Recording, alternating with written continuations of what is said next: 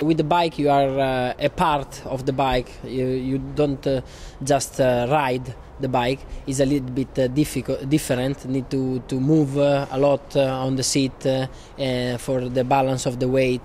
Here is a different feeling. You are stop on the seat, but the car is. Lo dicho, nos vamos a Milton Keynes, que es la fábrica de Red Bull, con ese señor, con Steve Nivi, que es el manager de desarrollo de todo un Fórmula 1.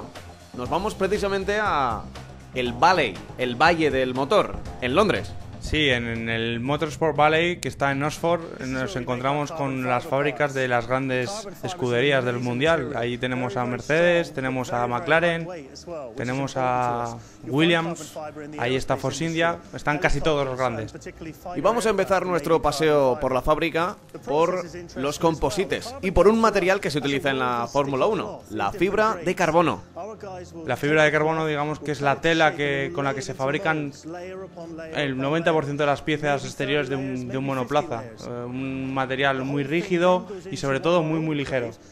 Ligero, rígido, también resistente. Hemos visto capas como si fueran de tela. Pues bien, una pieza, dependiendo del lugar en el que esté situada en el coche, puede tener desde 50 a 60 capas de esa tela. Luego pasan al horno, se funden, se unen a una temperatura cercana a los 150 grados, con 7 atmósferas de presión, y a partir de ahí surge la pieza de Fórmula 1. Todo un trabajo de ingeniería.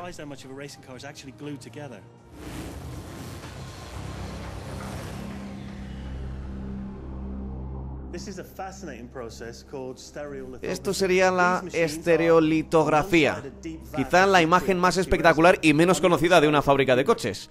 Es una impresora en 3 dimensiones. Lo que nosotros imprimimos en papel, en las 2 dimensiones del papel, aquí se imprimen auténticas piezas de coche.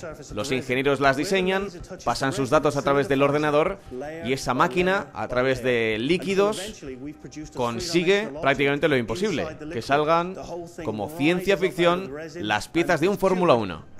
Esta innovación ha sido muy beneficiosa para la Fórmula 1, ya que ahora son capaces de crear las piezas que utilizaremos en los monoplazas de prueba, en estos monoplazas a escala, para probar en el túnel de viento cada mejora que prepara el equipo de cara al siguiente Gran Premio.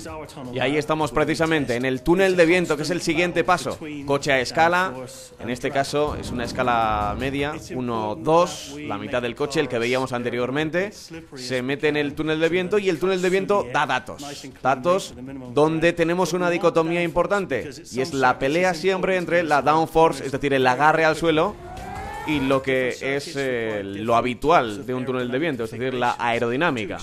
Sí, nos ponen el ejemplo de Monza y Mónaco, 2 carreras totalmente contrapuestas. En Monza el coche trata de buscar mucho la velocidad en las rectas y el apoyo aerodinámico es menos importante, y en Montecarlo pasa todo lo contrario. Hay que agarrar muy bien las curvas porque el trazado es muy sinuoso. Pequeños cambios, todos pasan por el túnel de viento, y cada variación importante puede que durante la temporada también sea especial, para que el coche dé unas décimas de segundo más rápida. La mayor parte del coche está hecho de fibra de carbono, pero también hay piezas metálicas, evidentemente. No son metales normales, son metales ligeros. Hablamos de aluminio, hablamos de metales muy nobles que buscan que el peso del coche sea el mínimo. Lo hace Red Bull y lo hacen todas las escuderías. Como hemos dicho antes, con la fibra de carbono lo más importante en un monoplaza es que el peso se ajuste al máximo permitido. Y el magnesio, el aluminio y el titanio cumplen perfectamente la función que demanda una escudería de Fórmula 1. Vamos con la fresadora. ¿Cómo se hacen las piezas? Es una fresadora de 5 ejes para realizar unas piezas también muy especiales. Aquí la tenemos. Estamos dentro del vehículo, estamos dentro del motor, prácticamente. Sí, con esta máquina se pueden preparar muchos de los elementos que tendrán solicitaciones muy técnicas, y también se preparan moldes para preparar luego piezas en fibra de carbono. Son piezas de mayor tamaño, como por ejemplo el chasis, como por ejemplo casi ya lo que vemos, aunque en realidad vemos los colores, y los colores también se preparan en esta fábrica. Hecho curioso, porque cada gran premio, después de competir, incluso cada test, los colores, la publicidad es muy importante, las piezas vuelven a la fábrica para ser pintadas, incluso en el más mínimo de los detalles. También se pintan en esta fábrica de Red Bull. Saben lo importante de la imagen, de la marca, y más en Fórmula 1. Vamos con el potro de tortura. Quizás este sea el elemento más importante de esta temporada. Sin test en circuito, los equipos han tenido que probar todas las nuevas especificaciones en estos potros de tortura.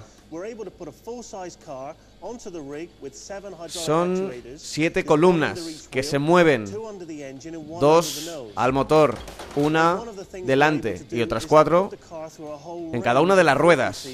Se mueven de tal forma que un coche normal no aguantaría el traqueteo. No, digamos que estas pruebas son exclusivas para la Fórmula 1 y como los equipos cuentan con la telemetría de cada circuito, pueden simular cómo irá las 80 o las 50 vueltas de un gran premio, cómo afectarán al coche. Por ejemplo, en el circuito de Singapur, que estamos viendo en imágenes, la telemetría dice qué fuerza, qué vibración va a aguantar cada rueda. Se parece mucho a la vibración de los coches de calle. A los 100, 120 kilómetros, quizá el salpicadero empieza a vibrar. Bueno, pues más o menos es lo que se intenta saber aquí, pero en un Fórmula 1. Es decir, llevado completamente al extremo.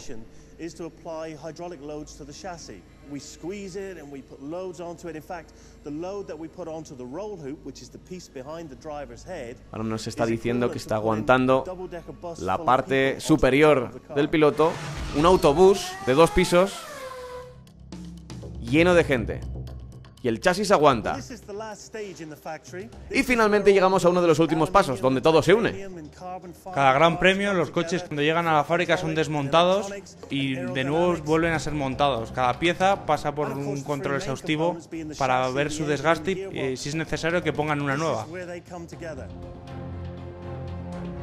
Ahí se une el chasis, ahí se une también el motor y la caja de cambios.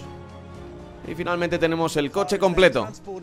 Desde el principio, desde que lo idean los ingenieros, haciendo las piezas, pasando por toda la maquinaria,